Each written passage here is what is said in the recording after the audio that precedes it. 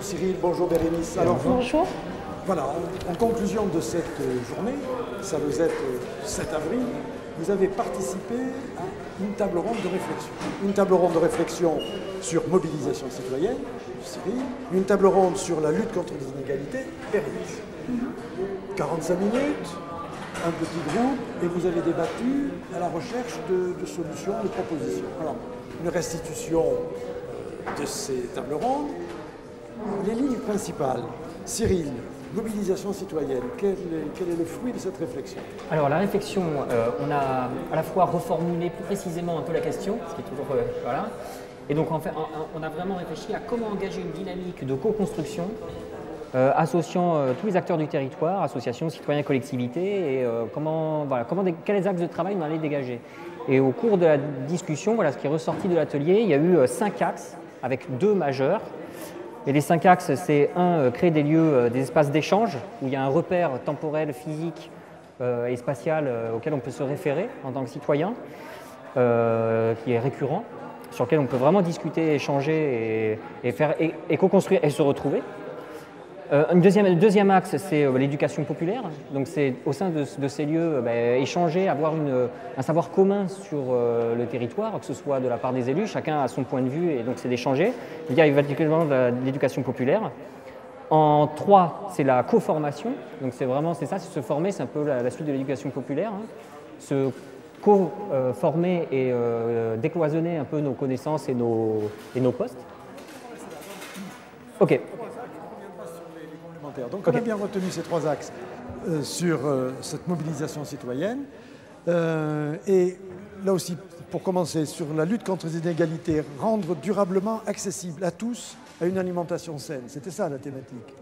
Absolument. Alors c'était ça, et si on parle des inégalités, déjà un point qu'on a abordé, c'est que s'il s'agit d'aller vers des populations plus en précarité ou dans les quartiers, l'idée c'est de ne pas arriver avec un savoir-faire et une idée moralisatrice autour de l'alimentation, mais plutôt de partir des savoirs des personnes et ensuite construire, je dirais, de l'alimentation responsable, mais avec eux et en partant de leur savoir.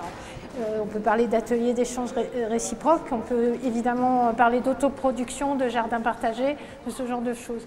Mais la méthode est importante. Et bien sûr, c'est posé aussi à nous la question de l'information et de la sensibilisation.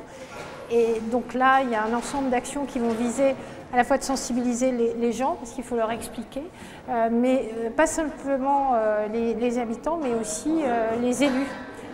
À qui il faut aussi expliquer des choses, des institutions.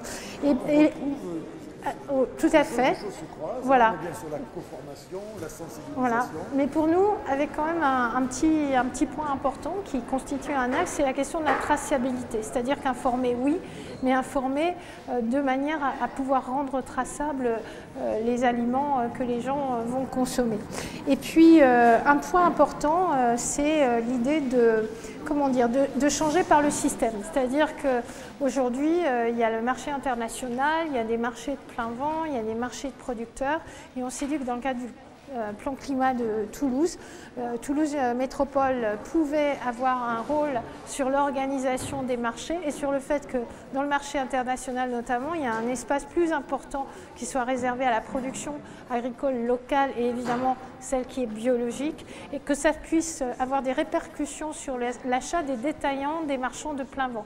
Puisque un des points qu'on peut noter, c'est qu'il n'y a pas assez dans les marchés de plein vent aujourd'hui de producteurs locaux et de producteurs bio notamment. Donc il faut partir à la source pour modifier les choses et bien sûr conserver l'idée de ces petits marchés de producteurs locaux qui sont souvent dans des heures différentes, puisque souvent c'est le soir ou l'après-midi, comme Place Belfort.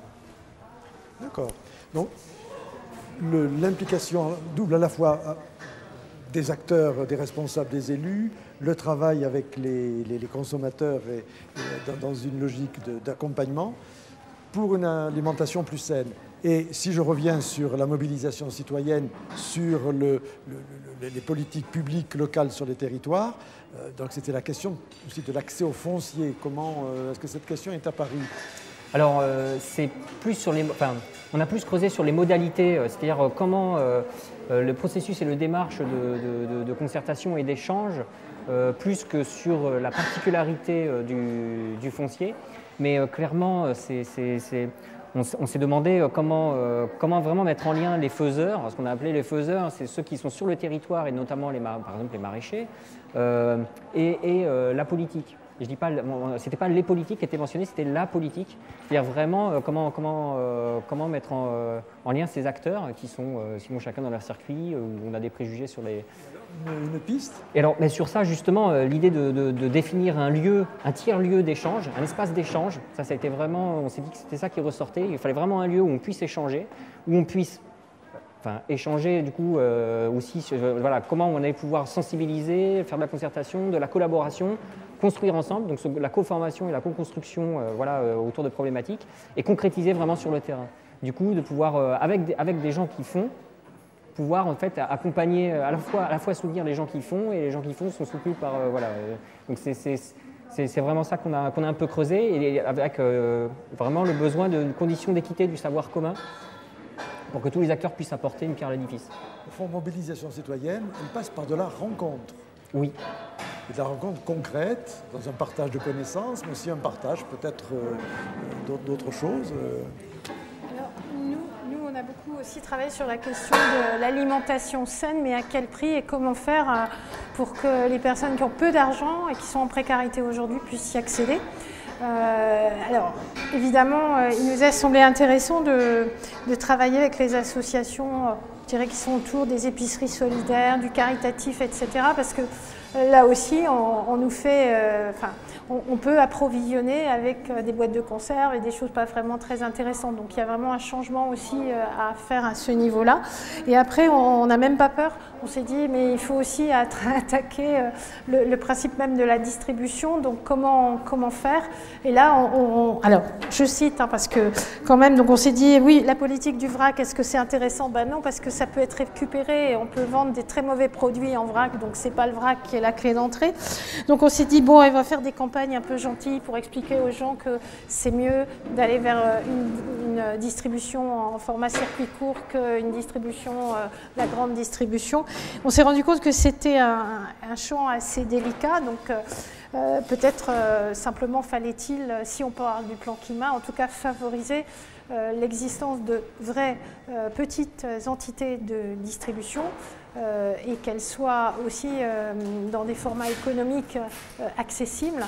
Et ça, peut-être que Toulouse Métropole peut avoir un rôle incitatif. Et bien sûr, je n'entends pas par là que la grande distribution se divise en micro-supermarchés de quartier, ce qui est quand même complètement différent et qu'on pourrait parfois qualifier d'ubérisation de la grande distribution.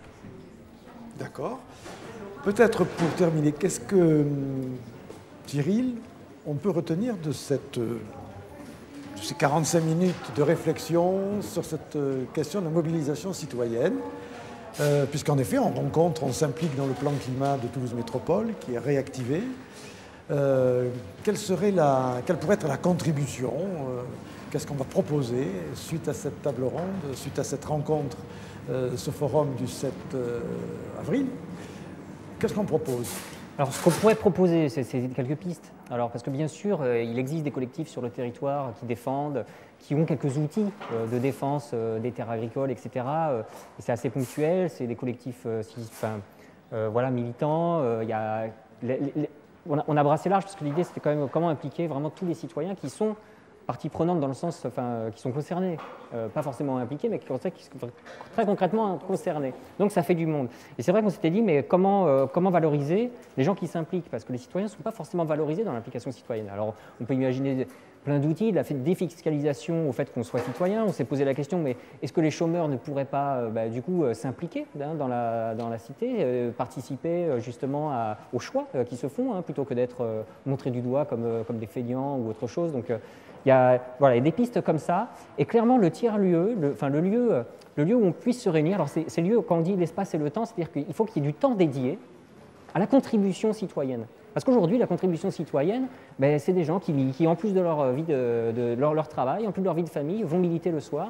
Et on s'est dit, mais il faut qu'il y ait un temps alloué, ça puisse être dans le temps de travail, temps citoyen, alloué à la participation citoyenne pour que ces échanges puissent se faire, quoi. Et voilà. Plus un lieu, mais un lieu que l'on peut habiter et qui soit reconnu. Bien sûr, qui soit reconnu, exactement, où on puisse fréquemment, voilà, où il y a de l'échange avec toutes les personnes, c'est pas les citoyens dans un coin, les élus dans un autre, c'est vraiment un lieu d'échange citoyen au sens comme du terme, large, voilà, où qui puisse se faire. Il y a quelques exemples, hein, en Alsace, etc. Mais c'est un peu ça, proposition enregistrée que l'on va faire, on va suivre. Et les conclusions? Et oui, et une conclusion. Alors les conclusions, elles sont quand même beaucoup autour de la question de la citoyenneté, notamment pour les plus faibles, et de vraiment la reconnaître. Aujourd'hui, on est beaucoup dans une gestion du social, on rentre dans des dispositifs, on est un peu contrôlé, on est accompagné, et aujourd'hui, il faut vraiment redonner, redonner cette place qui est un droit, hein, qui est un droit humain de citoyen. Et notamment sur la question alimentaire, donc ça va de l'autoproduction en partant de ce que les gens savent faire et pas en imposant un modèle. Et puis l'autre point qui a été évoqué en conclusion, c'est l'émotion. Parce que nourrir les hommes, nourrir la terre, enfin l'aliment, c'est justement de l'émotion, c'est souvent de la culture, et il faut aller rechercher ça pour transformer, je dirais, la manière dont nous nous comportons avec l'alimentation. Merci Bérénice, merci Cyril. Et on va porter ces contributions dans le cadre du plan climat. Merci. Merci.